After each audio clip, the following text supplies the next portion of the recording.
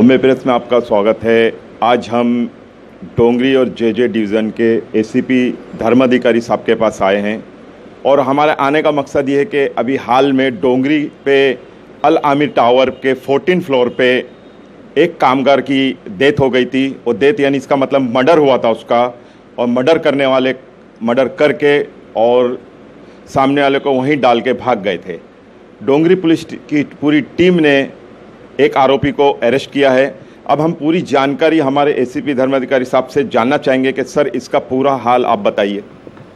15 सितंबर को मॉर्निंग में हमें इत्तला मिली थी डोंगरी पुलिस स्टेशन को कि अल आमिर जो अपना जेल रोड के ऊपर बिल्डिंग है उसमें 14 फ्लोर पे एक आदमी जख्मी अवस्था में पड़ा हुआ है।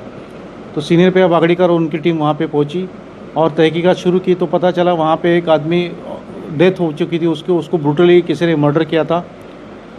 वहाँ पे जो लोकल लेवल पे हमने जानकारी प्राप्त की तो पता चला 14 फ्लोर पे ऊपर वो जो एक फ्लैट था, वो फ्लैट में एक कारपेंटर का काम करता था। इसका नाम मुकेश गुप्ता करके था। इसके साथ में और 2 लोग भी काम करते थे, एक बबलू कॉन्ट्रैक्टर करके था और एक दूसरा था। तो ये दोनों फरार थे वहाँ से। तो हमारा शक जाहिर है बबलू और उसके ऊपर ही था। तो हमने उनका जानकारी निकाला, हमारे सोर्सेस एक्टिवेट किए तो पता चला कि यूपी की तरफ भागा हुआ है जी। यूपी में मीरगंज करके गाँव है, वहाँ पे ये रहने वाला ये बबलू था।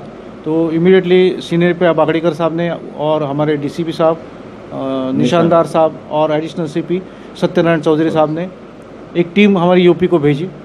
एपीआई प्रकाश लिंगे जो काफ़ी माहिर है केस की डिटेक्शन में, और उनको एक जूनियर ऑफिसर उनके साथ में भेजा ताकि उसको भी ट्रेन किया जाए आउट ऑफ स्टेशन इन्वेस्टिगेशन कैसा किया जा सकता है। स्नेहल सिंह खोड़े, PSI स्नेहल सिंह खोड़े करके।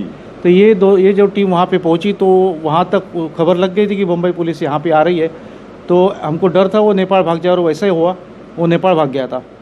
लेकिन ये दोनों ने अपना स्किल का पूरा इस्तेमाल किया, वहाँ की रिश्तेदार को अपने विश्वास में लिया, जानकारी हासिल की। तब पता चला कि उसके पास के पैसे ख़त्म हो गए, पैसा लेने के लिए वो वापस इंडिया में आने वाला है करके। लेकिन उसको मालूम था अपने गांव में पुलिस आई हुई है, बम्बई पुलिस आई हुई है।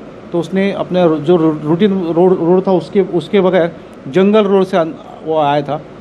रूट जंगल से, पूरा जंगल ही था वो जी। तो इनको जब खबर मिल गई कि वो यहाँ आया हुआ है तो इन्होंने लोकल लोग अपने सब साथियों के साथ में जाके उसको धर दबोचा। तो उसके इंट्रोगेशन में, इनिशियल इंट्रोगेशन में मालूम पड़ा कि उसका नाम बबलू बद्री यादव करके है, 29 साल का है जी। 2006 में बम्बई में आया था। आने के बाद कारपेंटरी का काम करता था। उसको ये अल आमिर टावर में कारपेंटरी का गए 1 महीने से काम मिला था। वहीं पे मुकेश गुप्ता और एक उसका साथीदार है, उनको वहीं पे रहने के लिए उसने अरेंजमेंट किया था, काम चल रहा था उनका। उनको कुछ 15,000 रुपये मिल गए थे 15 तारीख को, और उसके डिस्ट्रीब्यूशंस को लेके उनमें झगड़ा था। वैसे भी ये दोनों में अनबन पहले से चल रही थी, पैसे के लेन देन से वो ज़्यादा हो गई। पहले से अनबन चल रही थी। वो वैसे रहने वाले नज़दीक के गांव के सब लोग एक दूसरे को अच्छी तरह से जानते हैं। तो खुन्नस में उन्होंने उस वक्त उसको ये मुकेश गुप्ता को, जो अपना लादी रहता है, लादी के टुकड़े से मारा, ब्रूटली मारा, जिसके उसका सर फट के उसका भेजा तक बाहर आ गया। तो इतना ब्रूटली मारा और ये लोग वहाँ से भाग गए थे। तो अभी एक आरोपी हमको मिला है, उसको हमने अरेस्ट किया है, कोर्ट में प्रोड्यूस किया। उसका 24 तारीख तक रिमांड मिला हुआ है। अभी दूसरे आरोपी की हम शिनाख्त कर रहे हैं। हमारी और शिनाख्त तो हो गई है, उसको पकड़ने की कोशिश चल रही है, और वहाँ उसके लिए हमारी टीम ऑलरेडी उस जगह पे स्टेशन है। सर, उस टावर के आसपास भी कोई सीसी कैमरे नहीं है, इस बारे में आप क्या कहेंगे? उस टावर में भी सीसीटीवी थे सब, लेकिन सब सीसीटीवी बंद थे। आसपास भी हमने इंक्वायरी किया तो 1-2 जगह पे सीसीटीवी चालू थे, बाकी मोस्ट ऑफ द जगह पे क्या हो जाता है, सीसीटीवी बिठाते लोग बिठाते हैं, लेकिन डेली उसका मेंटेनेंस नहीं करता। तो मैं इसके ज़रिए, आपके ज़रिए सबको अपील करूँगा कि आप उसका एक ईयरली सर्विसिंग का कॉन्ट्रैक्ट बनाइए। ऐसे कंपनी है जो ईयरली उसका मेंटेनेंस करती है, अपडेट करती है आपको। अगर कैमरा में कुछ तकलीफ है तो वो इमीडिएटली आपको इन्फॉर्म करती है। बहुत चार्जेस भी कम रहते हैं, कुछ ज़्यादा नहीं रहते, पर कैमरा वो लोग कुछ चार्जेस करते हैं। तो आप इस माध्यम से मैं आप सभी जिन्होंने भी सीसीटीवी बिठाया उनसे अपील करूंगा कि आप उसका ईयरली कॉन्ट्रैक्ट, सर्विस कॉन्ट्रैक्ट कर लीजिए। सर, कैमरों से ये रहता है कि अगर कोई भी घटना होती है तो उसकी जानकारी हो जाती है? नहीं, वो जानकारी तो हो जाती है, लेकिन बेसिकली क्या हो जाता है कि जहाँ पे कैमरा लगा वहाँ पे अवॉइड करते हैं कोई भी कुछ करने के लिए। कितना भी शातिर क्रिमिनल हो, कैमरा से तो डरता ही है। और समझो कुछ हुआ भी, अचानक सडन भी हुआ तो हमको पता चलता है। हो सकता है कैमरा की वजह से किसी इनोसेंट को भी जो गलत केस में फंस जाते हैं उनको भी कभी कभी बच जाता है। ऐसे भी हमने ऐसा भी केसेस हो जाता है। ऐसे भी केसेस हमने देखे हुए कि कुछ लोगों ने गलत आरोप लगाए थे और जब हमने कैमरा सीसीटीवी देखा तो सच्चाई वैसा कुछ हुआ ही नहीं था। तो ये दोनों तरफ से है। सीसीटीवी सच्चाई जो टेक्निकल एविडेंस है तो उसमें कुछ झूठ होता नहीं सकता है। अगर उसमें फेरफार कुछ किया तो वो भी हमारे फॉरेंसिक साइंस की तरीके हम उसको इस्टेब्लिश कर सकते हैं और ये एडमिसिबल एविडेंस है। तो अगर सीसीटीवी हमने अभी अपने देखा, हमने पुलिस स्टेशन में सब जगह पे सीसीटीवी लगाया।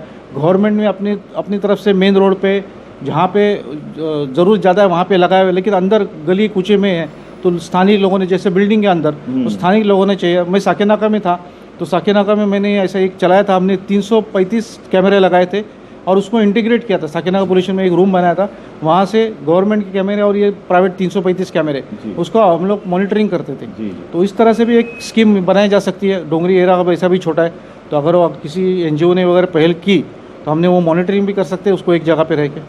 सर मेरा एक आखिरी सवाल है कि मुंबई पुलिस का हमेशा कहा जाता है कि मुंबई पुलिस सबसे आगे है, लेकिन इस 5 दिनों में उस आरोपी को अरेस्ट कर लिया, इसका सेहरा किसके सर पे जाएगा? हमारे ऑफिसर डेडिकेटेड। देखो मुंबई पुलिस का जो रेपुटेशन है एक रात में नहीं बना हुआ है, सालों का रेपुटेशन। हम जब यंग थे हमने भी इसी तरह से काम किया था। तो ये हमारी अभी तो ऑल वर्ज ऑफ रिटायरमेंट है, तो नेक्स्ट जनरेशन के जो ऑफिसर आ रहे हैं वो इंटरेस्ट से, डेडिकेशन से, जान पे खेल के काम कर रहे हैं। अभी जैसा प्रकाश लिंगे जो एपीआई यहाँ, इसके बारे में कह सकते हैं, one of the best officer, he is fit to be selected in crime branch. मैं डेफिनेटली रिकमेंड करूँगा उनका क्राइम ब्रांच के लिए नाम, क्योंकि उनका जो काम करने का तरीका है वो एक सीजन मैच्योर्ड ऑफिसर की तरह है and he has a very bright future. Sir का कहना है कि जो हमारे ऑफिसर हैं बहुत काबिल ऑफिसर है और हम उनके लिए सिफारिश भी करेंगे कि आगे उनका रिकमेंड हो। बॉम्बे प्रेस के साथ मकसूद शेख।